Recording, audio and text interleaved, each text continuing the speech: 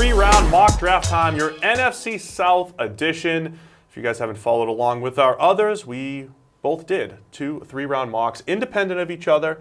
Tried to keep it somewhat realistic, but based off the PFF draft board, and we'll compare results and see where we landed. Okay, let's start with the Tampa Bay Bucks. And Mike, their pick at number 5, I think, is one of the most difficult in the entire draft. I never know where to go when I'm mock drafting. What did you do? What happened in your draft?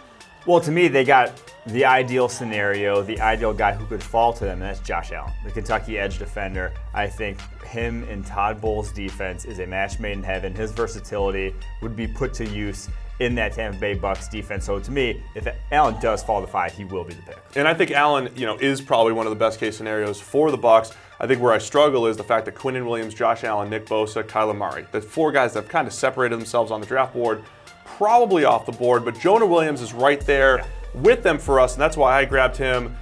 You just find a spot for him along that offensive line, whether if he's eventually the right tackle, if he's a guard initially. I think Jonah Williams makes a lot of sense. When we get to the second round, I went with Chase Winovich, the edge defender from Michigan, the best edge defender coming out of Michigan. You went Nasir Adderley, love that at 39, the safety out of Delaware. Yeah, I mean, they've took some swings in that secondary of late, but had a lot of misses as well. There's still a need for talent on that back end. Don't just ignore it because you've have a lot invested in terms of pick-wise. Keep shooting your shot there. That's why I went Nasir Adderley. If he does fall all the way to 39, great single high safety. Same description for why I went Chase Winovich. They've tried at edge defender, but they still have room to grow there. And then I went safety in the third round. If Juan Thornhill is actually there from Virginia, he was in my particular mock.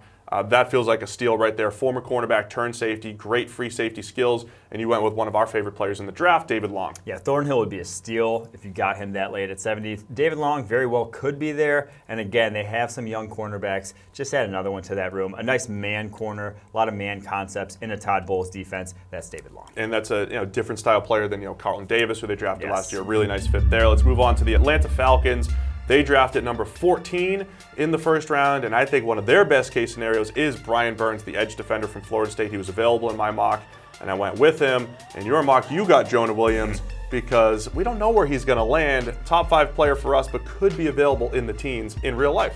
Yeah, edge and OT, probably their 2 biggest needs at this point with Ryan Schrader being cut this past season. Just did not have it anymore. Jonah Williams, I think, could slide over to right tackle very easily and be a day 1 starter. Reminds me a lot of Jake Matthews, who's the left tackle in Atlanta. I found a tackle in the second round in Greg Little, a guy that I don't know if we're higher on than most, but I expected him to have first-round hype as a former 5-star who's pretty smooth in pass protection. Like him at number 45, and then what'd you do at 45? Jeffrey Simmons, defensive tackle. I don't know if this is realistic if the Falcons would even have him on their draft board, but if he's there at 45, he's staring at me pretty much anywhere in the second round. I'm going to take him. He's a top 10 talent in this class. Ultimately, you and I drafted the same positions, just in different order, because then I grabbed my interior D lineman and you grabbed your edge. Draymond Jones, different style player than Simmons. He's your interior penetrator, Grady Jarrett type of size as far as what he does, but he'll just be your designated pass rusher there in the third round. Yeah, I think they could definitely use pressure anywhere up and down that line of scrimmage on the defensive side of the ball. I went Zach Allen. Probably doesn't really necessarily fit the mold of what the Falcons like on their edge. They've drafted more athletic edges in recent years, but Allen, edge setter, going to be very sure thing, in my opinion, against the run in his run defense, and then has the versatility to kick inside. He can be your third down interior rusher to add to that pass rush. Quick break to tell you about our friends over at Legendary GM. The Pro Football Draft is coming up on April 25th, a special time for fans and a frustrating time for many hardcore fans who know the draft could have gone better for their team. Did you ever question your general manager's draft selections? Have you ever said, I could have drafted better than this? Introducing Legendary GM, the first ever platform that allows you to draft for any pro football team. Draft against your GM and draft against your friends to see who knows best.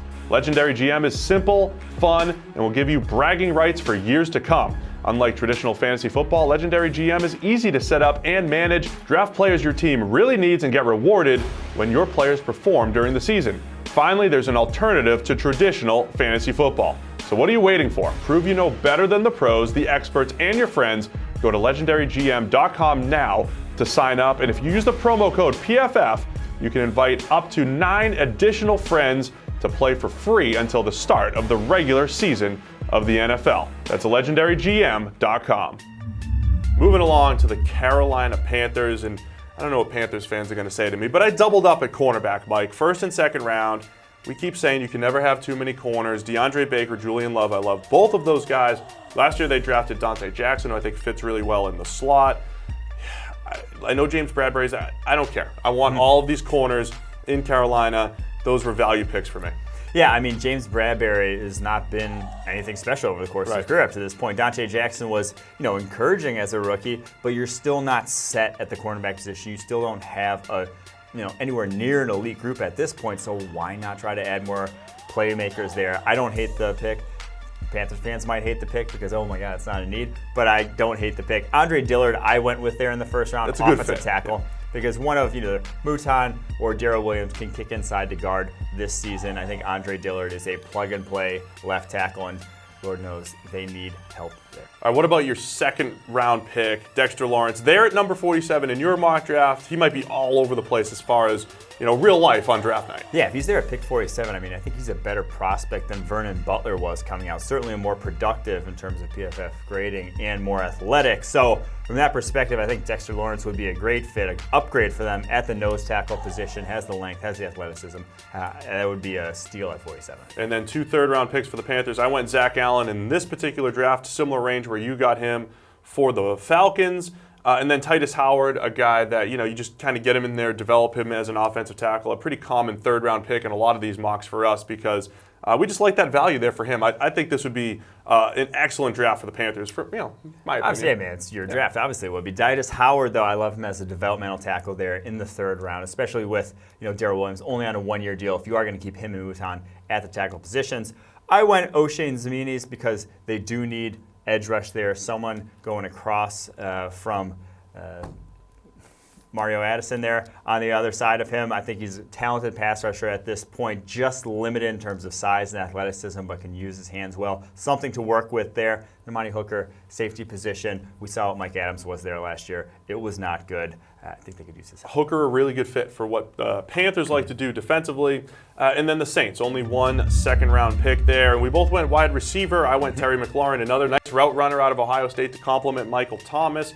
And you went with our guy, Andy Isabella, who we think is a first-round talent. So anytime he shows up in round 2, we're calling that a steal. Just some more speed for that basketball team offense there in New Orleans. Someone for Drew Brees to hit down the field. Ted Ginn, not quite the speedster that he once was. I think that would just be another dangerous chess piece. The Saints love their chess pieces that they can move around, use as weapons. That would be Andy Isabella. And Brees was thrown to Michael Thomas and a bunch of undrafted free agents toward the end of the season, so I think the wide receiver value there would be fantastic in the second round.